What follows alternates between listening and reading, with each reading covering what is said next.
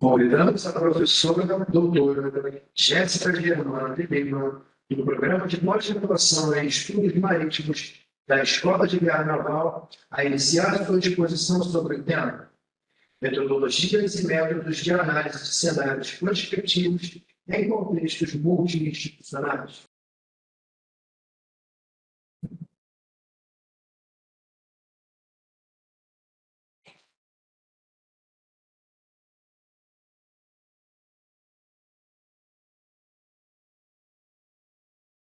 Olá, bom dia a todos. Eu sou a doutora Jéssica Germano, sou doutora em Estudos Marítimos pela Escola de Guerra Naval e pesquisadora do nosso Laboratório de Simulações e Cenários, e hoje vim fazer uma apresentação para os senhoras e senhores que tem bastante convergência do que foi apresentado aqui anteriormente pelo comandante Cláudio Correia, que é o nosso coordenador do laboratório. E o foco da minha apresentação será mais voltado às questões metodológicas para a construção de cenários prospectivos. Eu pretendo seguir com esse breve sumário aqui, apresentando os principais objetivos da introdução, que chamamos hoje de VUCA, esses cenários prospectivos, se falando um pouco das metodologias, e tecer algumas considerações finais relacionadas ao tema. Então, inicialmente, trazendo aqui, o nosso principal objetivo de fazer a apresentação não é para que os senhores saiam daqui como especialistas em cenários prospectivos em si, mas, de fato, explicar o que são esses cenários prospectivos, claro, apontando também as suas utilidades, também as suas limitações, e apresentando também algumas dessas metodologias e ferramentas de prospecção que nós utilizamos lá no laboratório, que são largamente conhecidas e difundidas ao redor do mundo. Basicamente, eu destaco que os estudos de futuro, que é o campo em que nós atuamos, eles são focados em tornar a ação mais eficaz e buscando apoiar o planejamento estratégico, sobretudo utilizando as ferramentas metodológicas que são comuns a esse tipo de pesquisa. E a proposta dessa área é, de fato, explorar, criar e testar futuros desejáveis e possíveis. Destacando que não é um campo onde nós precisamos fazer previsões precisas, não é uma bola de cristal que vai indicar, basicamente, para onde determinada questão vai de forma exata e precisa. Nós buscamos, sim, buscar informações relevantes, identificar essas informações relevantes com base em questões científicas e metodológicas, assim como dados quantitativos e questões qualitativas também, para que possam apoiar os decisores na tomada de decisão. Sejam decisores militares, sejam gerentes de empresas ou de organizações de ensino. Destaque que os cenários são largamente difundidos e utilizados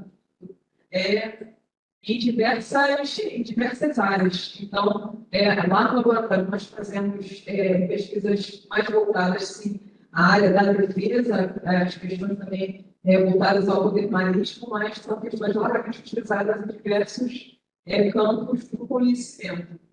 E destacar que a situação ideal para que sejam utilizados os cenários prospectivos é quando a questão pesquisada, a questão observada é complexa. E isso enquanto temos um ambiente de certezas. Então, trago aqui um pouco. Acredito que as senhores já conheçam um pouco dessa questão, mas eu acho importante frisar para conseguir orientar exatamente onde nós estamos desenvolvendo, qual é o cenário que nós estamos buscando analisar. Então, é uma forma basicamente que fala que o mundo é volátil, incerto, complexo e ambíguo. Então, volátil justamente por essa instabilidade e as mudanças ocorrerem de uma forma constante e em todo o mundo. Incerto, de modo que não é possível prever com exatidão os eventos, os resultados futuros que esses eventos podem levar e quais outros campos eles podem impactar de forma precisa. Complexo porque existe essa multiplicidade de fatores e interações que influenciam nas vidas de decisões, ou seja, um campo que pode não ser conjecturado, pode afetar o outro. Por exemplo, no campo ambiental, por exemplo, pode afetar a questão da defesa, o que tradicionalmente não seria vinculado ou conjecturado. E ambíguo reflete essa falta de clareza, né? De que você pode ter múltiplas interpretações em relação ao que está acontecendo. Então, é nesse cenário volátil, certo, complexo, ambíguo, que nós estamos inseridos, né, estamos vivendo e também fazendo as nossas análises que buscam o direcionamento voltado ao futuro, mas, como eu disse novamente, sem buscar prever com precisão, mas sem buscar subsídios para a tomada de decisão nesse cenário. Então, aqui falando um pouco desse processo da decisão da Convoca, aqui, nesse primeiro ponto, nós temos o presente, a espera da corrente do futuro, né? E onde nós temos o que é provável e o que é possível. E você mostra que a cada passo que nós nos afastamos do presente, mais fica difícil você conseguir identificar dentro do que é possível aquilo que é o mais provável. Então, nós nos afastando vai ter essa diferenciação de você não conseguir enxergar com precisão o que pode de fato acontecer, você conseguir imaginar o que é provável de acontecer e o que é possível, torna-se muito mais abrangente nesse contexto. E para buscar justamente quebrar essas questões de realizar um planejamento estratégico mais centrado e voltado para os objetivos e também para a segurança da instituição, eu trago algumas organizações que já utilizam cenários prospectivos do desenvolvimento dos seus planejamentos estratégicos. Então, como o comandante legislador, nós na Live do Brasil já utilizamos há algum tempo, no laboratório, inclusive, já é a terceira vez que estamos fazendo para a Amazon, mas outras grandes empresas, como o Banco do Brasil, o BNDES, a própria Petrobras também, que eles, inclusive, têm um setor voltado para isso lá dentro, que nós, também no laboratório, já tivemos a oportunidade de desenvolver o trabalho com eles. Então, todas essas empresas que vão desde a área econômica até Forças Armadas, o próprio Ministério da Defesa, e para empresas privadas, eles têm essa preocupação voltada ao cenário, você buscar identificar no ambiente elementos que possam te levar a uma melhor tomada de decisão mais consciente. Então, aqui falando um pouco dos conceitos de cenários perspectivos, eu trago sempre que, inclusive, o próprio comando de Correia, ele consegue sintetizar diversos outros conceitos que são trazidos sobre cenários, que basicamente os cenários como produtos finais são elementos, são narrativas que são realistas, qualitativas, surpreendentes, desafiadoras, contrastantes entre si e consistentes. Ou seja, a gente desenvolve esses cenários com base em informações qualitativas, em documentos oficiais, em dados quantitativos, buscamos fazer uma miríade dessas informações para conseguir direcionar para os objetivos dos nossos cenários. Eu vou mostrar mais um pouco à frente quais ferramentas que nós podemos utilizar para chegar a esses objetivos.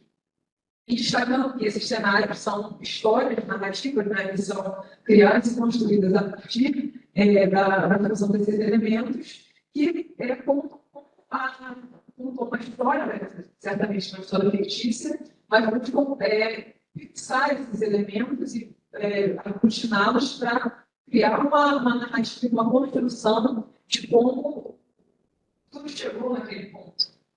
Então, nós gostamos de utilizar bastante e de como, para contar como essas narrativas e histórias podem ser utilizadas no apoio à tomada de decisão e ao desenvolvimento do planejamento estratégico.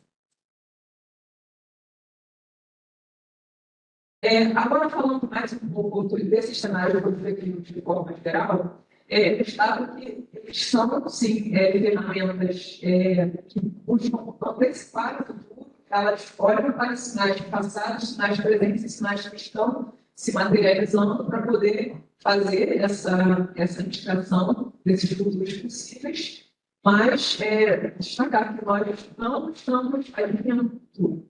Não é uma bola de cristal para que você simplesmente sabe exatamente o que vai acontecer, mas temos tentativas, nós criamos cenários, para utilizando essas informações, estruturando também com metodologias coerentes e alinhadas com o que é utilizado internacionalmente há dezenas de anos, por organizações civis e militares, e destacar que as narrativas dos cenários buscam fazer com que o decisor e a própria organização consigam entender e se preparar para essas diferentes possibilidades do futuro e o mundo que é VUCA, que é global, que é incerto.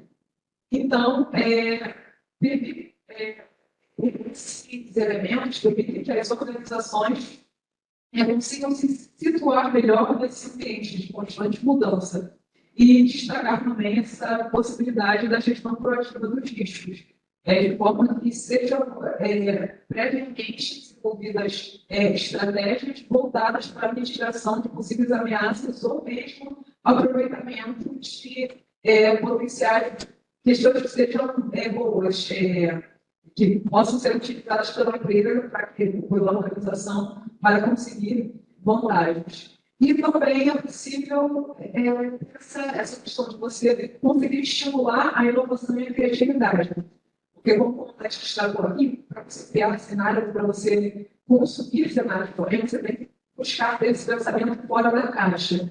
Se o decisor, a pessoa final que vai consumir aquele produto de cenários estiver fechado e não aceitar aquilo que foi proposto, vai ser complexo.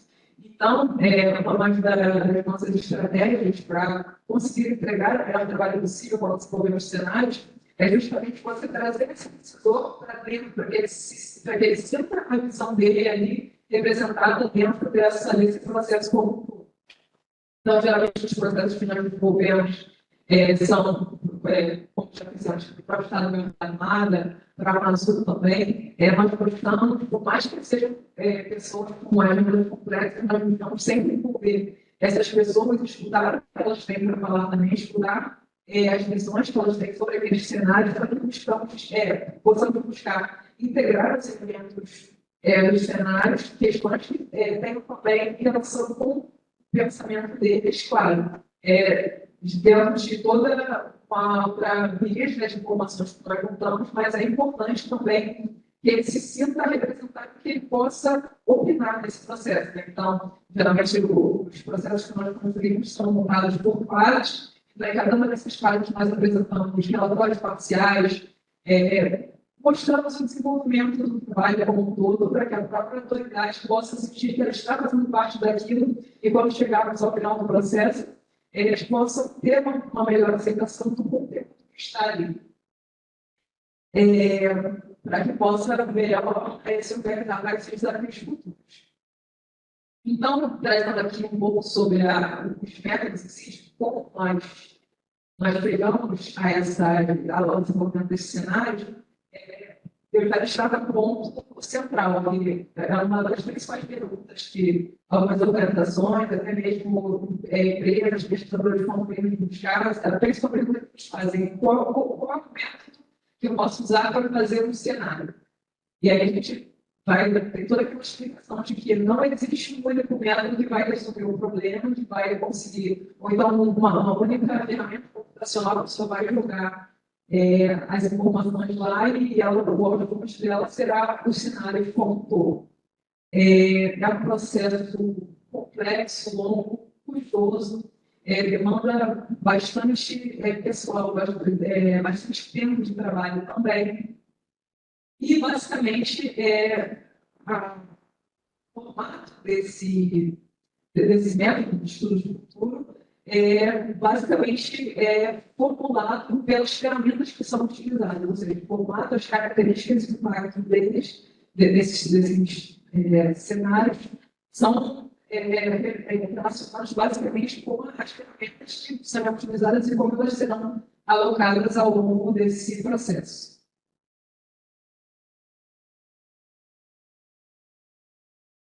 Eu trago um trecho também do fundo de livros que o comandante Corrêa apresentou, que nós desenvolvemos no âmbito do Laboratório de Simulações de Cenários, basicamente com a definição do que é um método, que seria um processo de levantamento e tratamento de dados, informações ou conhecimentos, e as ferramentas que atuam como conjunto com esses métodos, que são os procedimentos que compõem e instrumentalizam as atividades do processo da pesquisa científica de construção dos cenários prospectivos.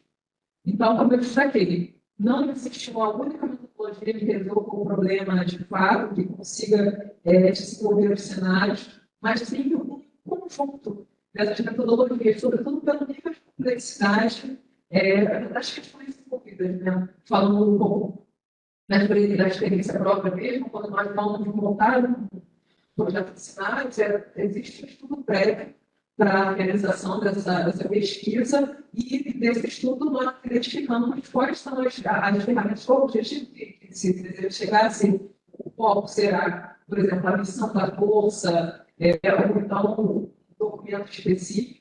E para isso nós utilizamos uma mancha de metodologia, ou seja, o apoio metodológico que nada mais é do que uma organização de técnicas e métodos científicos para a criação desse cenário, ou seja, as etapas que serão realizadas para o desenvolvimento daquele cenário. E destacando que cada um tem suas próprias características e aplicações específicas, ou seja, nós não temos uma mancha única que utilizamos em todos os trabalhos que nós desenvolvemos. Então, de acordo com as características e necessidades do cliente, nós desenvolvemos esse análise metodológica.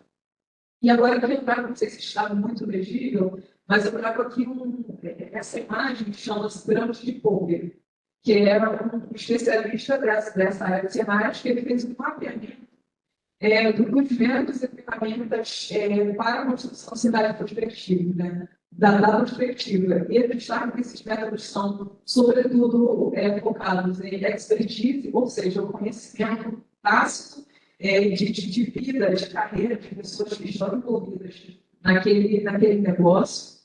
Pode estar envolvido em evidências, que seria basicamente dados e informações quantitativos relacionados a uma determinada temática. Pode ser na interação, ou seja, na busca por você trazer essa interação entre as partes. Talvez sejam especialistas ou pessoas que sejam, não sejam especialistas de determinado tema, mas que tenham conhecimento sobre outras interação, pode gerar frutos para o desenvolvimento de cenários também. E na criatividade, que seria a capacidade da coleta desses elementos para a utilização criativa para conseguir prospectar da melhor forma possível. E esses dados também quantitativos, qualitativos e semi-quantitativos, que seria a junção desses dois espectros metodológicos.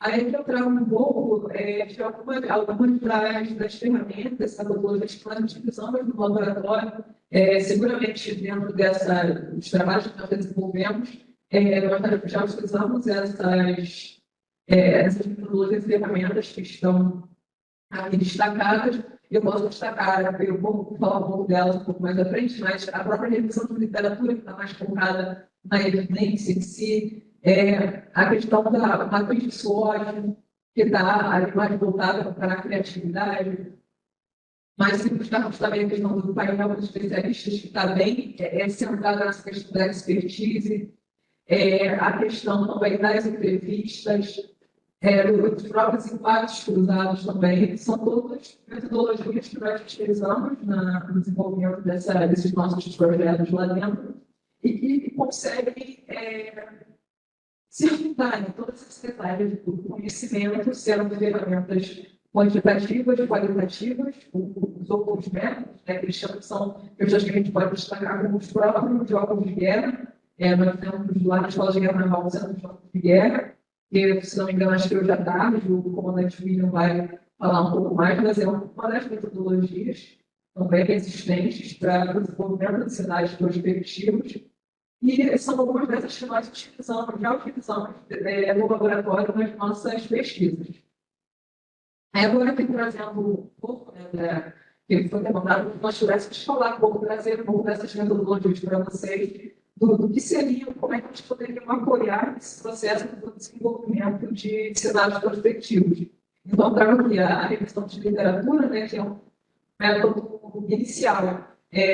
Para uma pesquisa, se você vai pesquisar sobre um determinado tema, primeiramente, você tem que tentar buscar entender de forma mais profunda sobre o que ele fala, o que está sendo discutido sobre ele. Então, aí nós vamos buscar artigos, documentos, questões também relacionadas a workshops, como o próprio brigadeiro que destacou aqui, que serão fontes dessa nossa revisão de literatura, que também podem surgir sementes de futuro dessa revisão de literatura.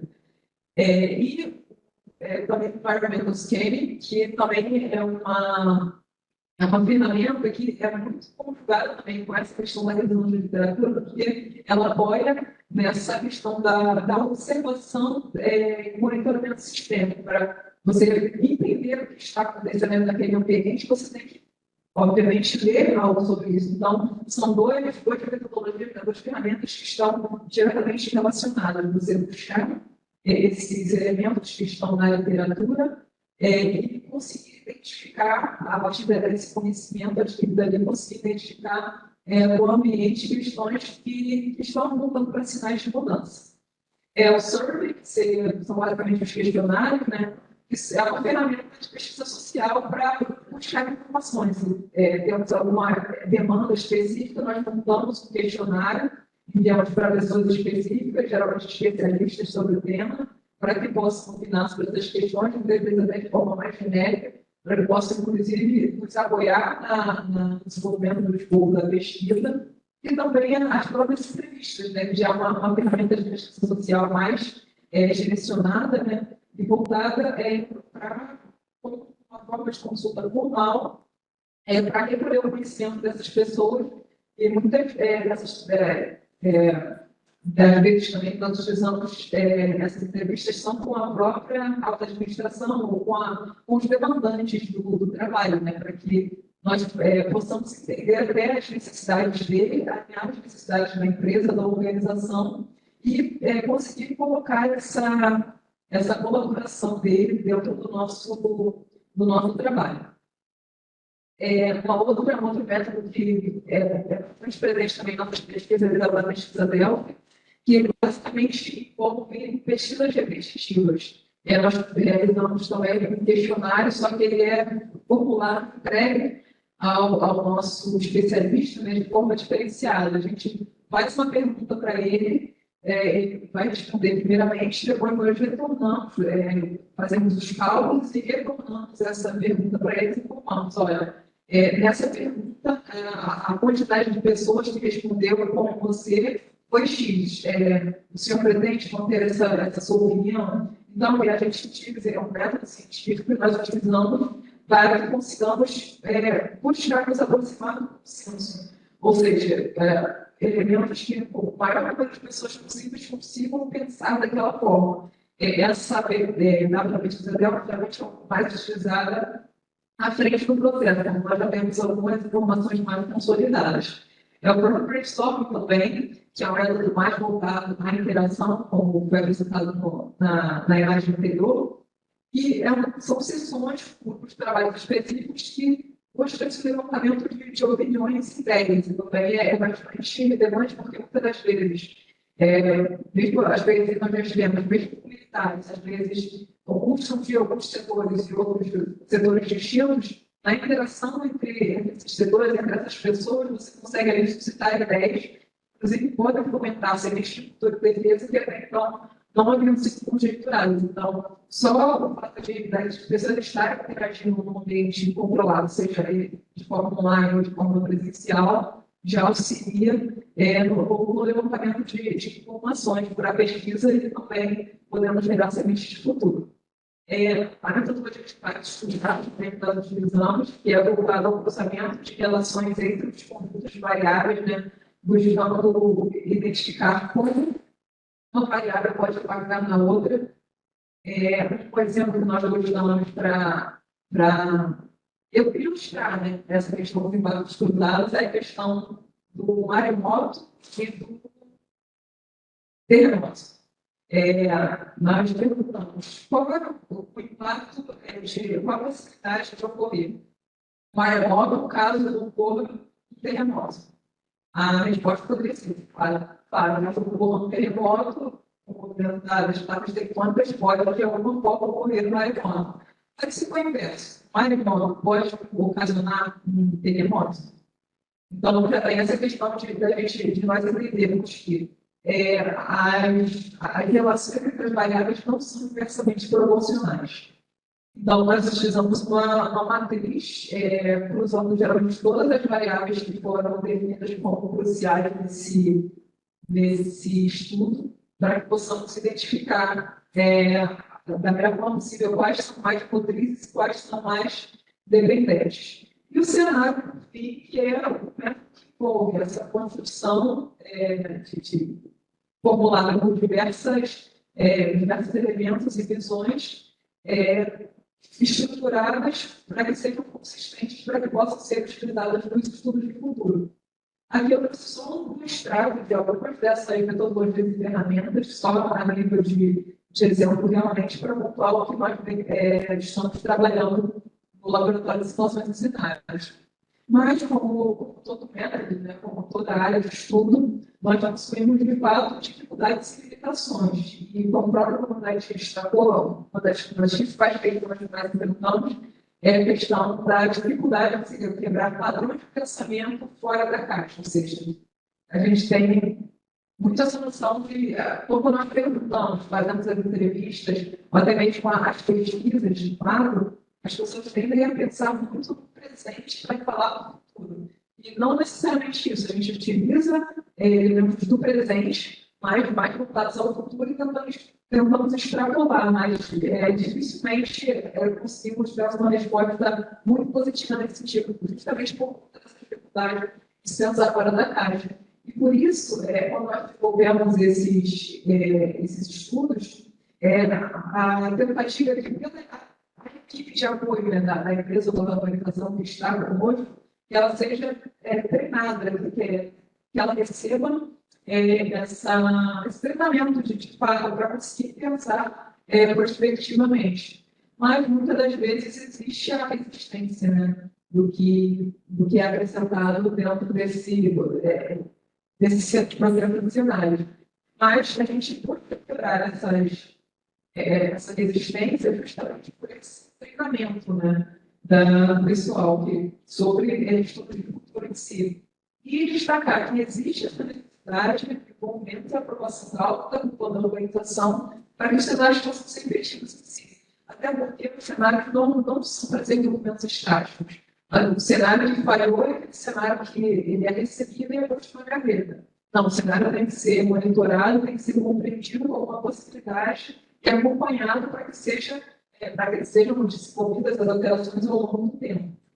E, sobretudo, destacar que são documentos produzidos que não são voltados especificamente à previsão, mas apontar o que pode acontecer. E, claro, dentro das equipes, certamente podem existir, das equipes até dos próprios consumidores, podem existir diversos cognitivos que podem atrapalhar nessa questão, tanto do desenvolvimento como na aceitação dos cenários. Então, justamente por isso que nas nossas equipes, nós vamos sempre mesclar áreas de conhecimento distintas, buscamos elaborar também visibilidade desses projetos para que você consiga ter uma visão mais holística do que está sendo desenvolvido do objeto, daquele projeto, e desenvolver algo que consiga atender da melhor forma possível.